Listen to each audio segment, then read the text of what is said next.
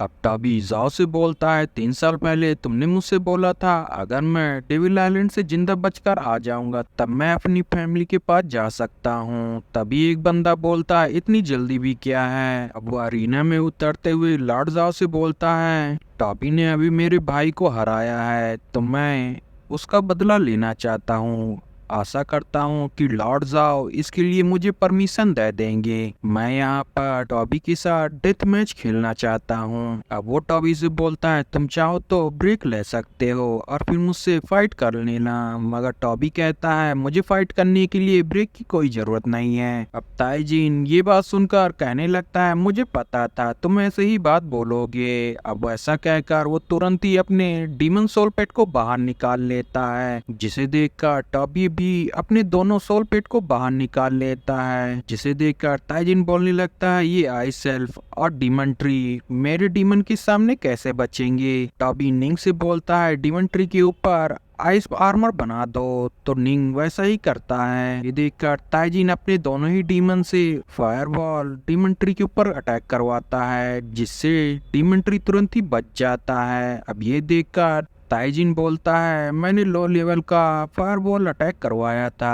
अब तो असली फाइट होगी। ऐसा कहकर वो अपने दोनों ही ब्लू डीमन को उन लोगों के ऊपर अटैक करने के लिए भेज देता है, जिसे आता हुआ देखकर डीमन ट्री अपनी लतर से उन दोनों को पकड़ लेता है। अब ब्लू डीमन अपनी फायर पावर से उसकी लतर को जलाने लगता है, जिसे देखकर टॉबी निंग से बोलता है डीमन ट्री के लतर के ऊपर आइस का इस्तेमाल करो। अब निंग अपनी आइस का इस्तेमाल करता है, जिसकी वजह से डीमन ट्री के ऊपर लगी आग खत्म हो जाती है। अब निंग तुरंत ही अपनी स्पाइक से उन दोनों ही ब्लू डीमन के ऊपर अटैक करता है, जिसे देखकर ताइजिन कहने लगता है इसके स्पाइक से बचते हुए ब्लू फायर से उसके ऊपर अटैक करो। अब वो लोग वैसा ही करते हैं, जिससे बचते हुए निंग डीमन ट्री के पास आ जाता है। अब डीमन ट्री अपनी लतर से उन दोनों ही ब्लू डीमन के ऊपर अटैक कर देता है। ये देखकर ताइजिन कहता है तुम इसके सोल मास्टर के ऊपर अटैक करो। ये बात सुनकर वो दोनों ही ब्लू डीमन तुरंत ही टॉबी के ऊपर ब्लू फायर से अटैक करते हैं, जिससे टॉबी बच जाता है। टॉबी निंग से बोलता है इन दोनों ही ब्लू डीमन के ऊपर अपनी स्पाइक से अटैक करो। अब निंग वैसा ही करता है, जिससे वो ब्लू डीमन वहीं पर रुक जाते हैं और उसकी स्पाइक को लेकर निंग के ऊपर ही अटैक करने लगते हैं। मगर निंग इन सारी अटैक को खत्म कर देता है। ये सारी चीजें जाओ देखकर कहता है ये तो काफी मजेदार मैच है। तभी वहां पर एक और बंदा आ जाता है, जो उन दोनों का मैच देखकर कहने लगता है इस तरह का मैच आज तक मैंने नहीं देखा। अब वहां पर प्रिंसेस भी आ जाती है, जिसे देखकर जाओ पूछने लगता है आखिर आप क्यों बाहर आ गई। ये बात सुनकर प्रिंसेस बोलती है मैं यहाँ पर अपनी गार्डियन का मैच देखने आई हूँ। अब जाओ बोलता है आपको क्या लगता है इसमें से कौन जीतेगा। ये बात सुनकर प्रिंसेस बोलती है मेरा गार्डियन ही इस मैच को जीतेगा। अब टॉबी अपनी डीमन ट्री को वापस बुला लेता है और कहता है अब तुम्हारा असली मैच स्टार्ट होने वाला है, और तुरंत ही मोय को बाहर निकाल लेता है। जिसे देखकर ताइजिन बोलने लगता है ये तो पहले वाला ही सोल पेट है जिसने युयू को हराया था। अब ताइजिन अपने तीसरे ब्लू डीमन को बाहर निकाल लेता है, जिसे देखकर टॉबी उन लोगों के ऊपर अटैक करने के लिए मोय को भेज देता है। अब मोय भी अपनी डीमन फ्लेम से उन तीनों ही ब्लू डीमन के ऊपर अटैक कर देती है, जिसे देखकर प्रिंसेस भी परेशान होने लगती है और कहती है मुझे याद है ये लड़का तो पहले अपने मून फॉक्स को ठीक से बाहर भी नहीं निकाल पाता था, मगर अब ये काफी ज्यादा मैच्योर हो चुका है। अब हम देखते हैं कि मोय तुरंत ही उन तीनों लोगों को काफी बुरी तरीके से हरा रही होती है और एक ब्लू डीमन को नीचे जमीन में फेंक देती है। अब वहाँ पर केवल 2 ही डीमन बचे होते हैं। मोय के ऊपर फायरबॉल से अटैक करते हैं, जिसे देखकर टॉबी निंग से बोलता है मोय के पास एक आइस वॉल बना दो। अब निंग वैसा ही करता है, जिसकी वजह से वो फायरबॉल मोय का कुछ भी बिगाड़ नहीं पाती। अब मोय उससे बचते हुए तुरंत ही ईवल फ्लेम अटैक करते हुए एक ब्लू डीमन को काफी बुरी तरीके से खत्म कर देती है। अब मोय ताइजिन के ऊपर भी अटैक करती है, जिससे बचने के लिए वो अपने ऊपर ग्रीन आर्मर का इस्तेमाल करता है, तब पर भी ताइजिन नहीं बचता। टॉबी निंग से बोलकर उसके ऊपर आइस से अटैक कराने वाला होता है, तभी ताइजिन तुरंत ही अपने डीमन प्लेट से बोलता है इस बर्फ को जल्दी से तोड़ दो। अब वो अपनी फायरबॉल से उस बर्फ को तोड़ देता है। अब मोय ताइजिन के ऊपर इविल फ्लेम से अटैक कर देती जाती है, मगर बीच में ब्लू डीमन आकर ताइजिन को बचा लेता है। अब वो अपनी पावर से नीचे जमीन पर अटैक करता है, जिससे मॉय तुरंत ही इल्यूजन का इस्तेमाल करके बच जाती है। तभी जमीन में से दूसरा ब्लू डीमन बाहर आ जाता है, जो कि टॉबी के ऊपर अपनी फायर बॉल से अटैक कर देता है, जिसे निंग देख लेता है और उसे बचाने के लिए उस अटैक के सामने आ जाता है, जिसकी वजह से निंग काफी दूर जाकर गिरता है। अब ये देखकर टॉबी काफी ज्यादा गुस्सा होता है। अब वो ब्लू डीमन टॉबी के पास आ ही रहा होता है, जिसे अपना पास आते हुए देखकर टॉबी अपनी पावर का इस्तेमाल करने लगता है। तभी निंग खड़ा हो जाता है और अपनी स्पाइक का इस्तेमाल करते हुए उस ब्लू डीमन को मार देता है। अब टॉबी का ऐसा मैच देखकर वहाँ खड़े सारे डिसाइपल कहने लगते हैं, इस लड़के ने केवल अपने 2 ही सोल पेट से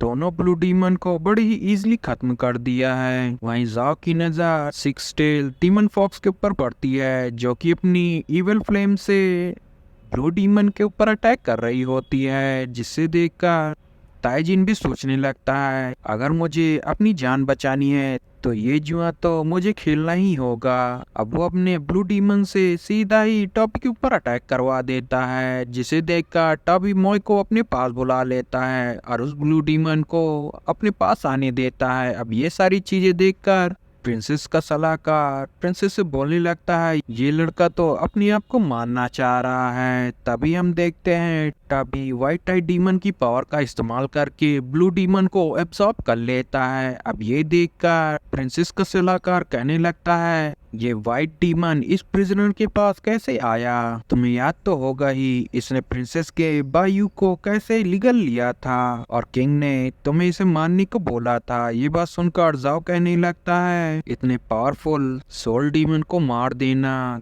काफी वेस्टफुल होगा, इसलिए मैंने टॉबी के ऊपर एक्सपेरिमेंट किया।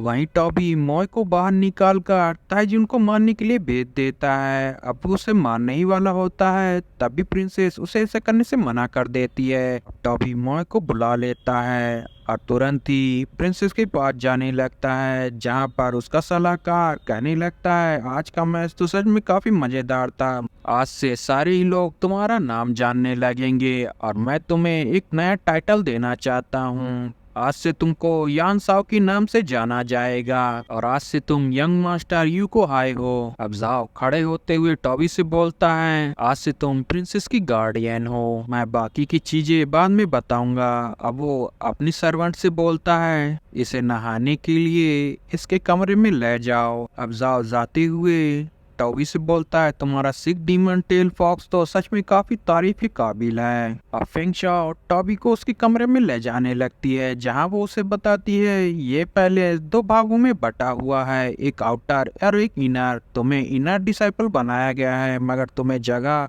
आउटर डिसाइपल में दी गई है। वो उसके कमरे में पहुंचा देती है और उसे बताती है, ये 7th लेवल वाला कमरा है। ये बात सुनकर टॉबी कहता है, ये 7th लेवल क्या है? तो वो बताती है, यहाँ पर 10 लेवल के कमरे होते हैं, सबसे पावरफुल 10th लेवल वाला कमरा है और तुम्हें 7th लेवल वाला कमरा दिया गया है। अब वो उन सर्वेंट से बोलती है, जल्दी से यहाँ का काम खत्म करते ही हॉल की सफाई करने लगना। अब वहाँ पर हमें तेंगियो को दिखाया जाता है, जो कि उसकी सर्वेंट होती है। टॉबी उन लोगों से बोलता है, जल्दी से मेरे लिए गर्म पानी लेकर आओ। अब टॉबी को वो लोग गर्म पानी लेकर आते हैं, जहाँ पर टेंग्यू नहीं जा रही होती। तो टॉबी बोलता है, मैंने यहाँ पर कपड़े नहीं पहने हुए हैं, मैं तुमसे बाद में बात करूंगा। अब वो ये बात सुनकर वहाँ से चली जाती है। अब हम देखते हैं टॉबी काफी नए कपड़े पहन लेता है, प्रिंसेस के पास ग्रीट करते हुए खड़ा होता है। अब प्रिंसेस टॉबी से बोलती है, जब तुम मुझे शिप पर मिले थे तो तुम्हारे पास इतनी भी पावर नहीं थी कि तुम अपनी सोल पॉइंट को बाहर निकाल सको, और व्हाइट डीमन ने भी तुम्हारी सोल पावर को काफी कंज्यूम कर लिया था, मगर आज तुमने उसके ऊपर भी विजय हासिल कर ली है। मैं तुम्हारे इस स्पिरिट से काफी खुश हूँ और मैं तुम्हें 6 लेवल वाली सोल आर्मर दे रही हूँ, जो कि मैंने तियानजू सिटी से पाई थी। आशा करती हूँ कि तुम हमारे वाइल्ड डीमन पैलेस को और भी ऊंचाइयों तक पहुंचाओगे। ये बात सुनकर जाओ कहता है, जल्दी से प्रिंसेस को इसके लिए थैंक्स बोलो। टॉबी 6 लेवल वाले आर्मर को पाकर प्रिंसेस को थैंक्स बोलता है। अब जाओ उसे बताता है, आज से तुम प्रिंसेस के डायरेक्ट सबऑर्डिनेट हो, तुम सिर्फ प्रिंसेस की और उसकी बात मानोगे जिसने तुम्हें यहाँ पर रिकमेंड किया था। बाकी अगर कोई भी तुम्हें ऑर्डर दे तो उसे फॉलो करने की कोई भी जरूरत नहीं है। ये बात सुनकर टॉबी अपना सिर हाँ में हिलाता है। अब प्रिंसेस उससे बोलती है, मैंने सुना है तुम अपने घर जाना चाहते हो, तो जाओ तुम अपने पहले घर चले जाओ और वहाँ की जो भी प्रॉब्लम है उसे सॉल्व करो। जाओ प्रिंसेस से बोलता है, टॉबी को मैन पावर के बारे में कुछ भी पता नहीं है, इसलिए मैं उसे एक असिस्टेंट देता हूँ जो उसके साथ उसके गोंगलियो सिटी जाएगा। अब हम देखते हैं टॉबी घोड़े पर बैठकर टेंग्यू के साथ अपनी गैंगली सिटी जाने लगता है, जहाँ पर टेंग्यू टॉबी से बोलती है, यंग मास्टर आप इतनी जल्दी अपने घर क्यों जा रहे हैं। ये बात सुनकर टॉबी कहने लगता है, तुम्हें मुझे मास्टर बोलने की कोई ज़रूरत नहीं है। अब टेंग्यू ये बात सुनकर कहने लगती है, मुझे लगा कि तुम मुझे भूल गए। ये बात सुनकर टॉबी उससे बोलता है, मैंने डेविल आइलैंड पर 3 साल बिताए हैं, इसलिए तुम सोच रही होगी कि मैं सारी चीजें भूल जाऊंगा, मुझे सब याद है। टेंगी उससे बोलती है, आखिर तुम गोंगली सिटी जाना क्यों चाहते हो। टॉबी उसे बताता है, कोई वहाँ पर काफी सालों से मेरा इंतजार कर रहा होगा और वहाँ पर कुछ ऐसे भी लोग हैं जिन्हें मुझे सबक सिखाना है। गाइस चैनल को लाइक शेयर सब्सक्राइब जरूर करिएगा, इसे ज़्यादा से ज़्यादा शेयर करिएगा। Thanks for watching guys.